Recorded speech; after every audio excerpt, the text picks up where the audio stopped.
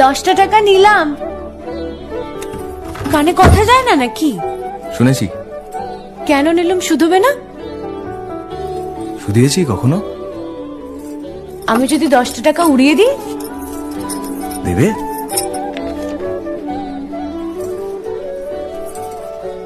আমি তবে যাই।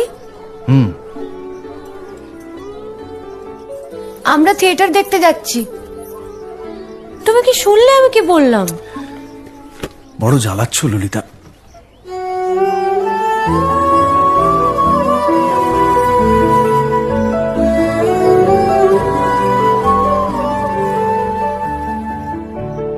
কি হয়েছে? আমরা সবাই থিয়েটার দেখতে যাচ্ছি। আমরা বলতে? আমি, কালী, চারু। চারুকে চেনো?